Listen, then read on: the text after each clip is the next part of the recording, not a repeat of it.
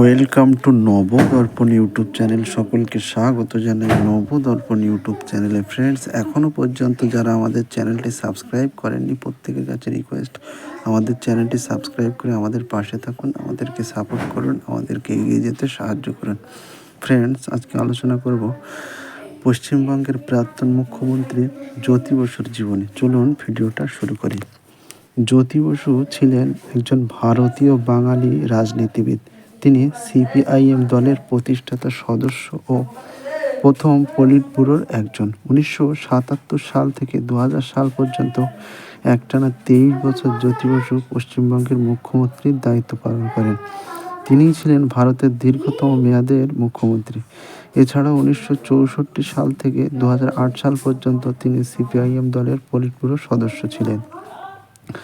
ছাত্র অবস্থাতেই উচ্চশিক্ষার্থে ইংল্যান্ডে গিয়ে কমিউনিস্ট ভাবাদর্শে উদ্বুদ্ধ হন বসু। 1940 সালে গ্রহণ করেন ভারতের কমিউনিস্ট পার্টির সদস্যপদ। 1946 সালে অবিভক্ত বাংলা প্রদেশের প্রাদেশিক আইনসভায় কমিউনিস্ট পার্টির প্রতিনিধিরূপে নির্বাচিত হন। দেশ ভাগের পর পশ্চিমবঙ্গ বিধানসভার প্রতিনিধি নির্বাচিত হন বসু। ডক্টর বিধানচন্দ্র রায়ের মুখ্যমন্ত্রী তিনি হন পশ্চিমবঙ্গের বিরোধী দলনেতা। 1964 সালে ভারতের কমিউনিস্ট পার্টির বিভাজনের পর বসু যোগ দেন ভারতের কমিউনিস্ট পার্টি মার্ক্সবাদী দলে। 1967 সালে যুক্তফ্রন্ট সরকারের উপমুখ্যমন্ত্রী হন জ্যোতি বসু। এরপর 1977 সালে 21শে জুন শপথ নেন পশ্চিমবঙ্গের বামফ্রন্ট সরকারের মুখ্যমন্ত্রী হিসাবে। 1996 সালে ভারতের প্রধানমন্ত্রী হিসেবে তার নাম বিবেচিত হলেও তিনি পার্টির সিদ্ধান্তে সেই পদ প্রত্যাখ্যান করেন। টানা 23 বছর মুখ্যমন্ত্রীর দায়িত্ব পালনের পর শারীরিক অসুস্থতার কারণে 2000 সালের পর 6ই নভেম্বর বুদ্ধদেব ভট্টাচার্যের হাতে মুখ্যমন্ত্রীর দায়িত্ব অর্পণ করে অবসর নেন বসু। ডাক্তার নিশিকান্ত বসু ও হেমলতা বসুর তৃতীয় সন্তান জ্যোতি বসুর জন্ম 1914 খ্রিস্টাব্দে 8ই জুলাই কলকাতার হ্যারিসন রোডে, বর্তমান মহাত্মা গান্ধী রোড, বাসভবনে। তার প্রকৃত নাম ছিল জ্যোতিরিন্দ্র বসু, ডাকনাম ছিল গণা। পিতা নিশিকান্ত ছিলেন একজন প্রথিতযশা ডাক্তার এবং মা পরিবার ব্রিটিশ বাংলার প্রদেশ ঢাকা জেলার অধুনা বাংলাদেশের রাষ্ট্রের নারায়ণগঞ্জ জেলার সোনারগাঁও উপজেলার বারদি গ্রামে।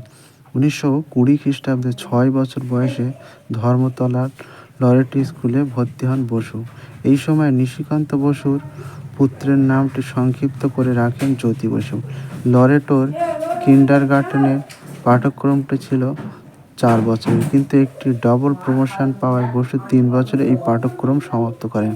প্রথম শ্রেণী থেকে লরেটো পুরোদস্তুর বালিকা বিদ্যালয় কিন্তু সেন্ট জেভিয়ার্স কলেজিয়েট স্কুলে প্রথম শ্রেণীতে ভর্তি হতে না পেরেও আরও 1 বছর লরেটোতেই মেয়াদের সঙ্গে 1 বছর পড়েন বসু।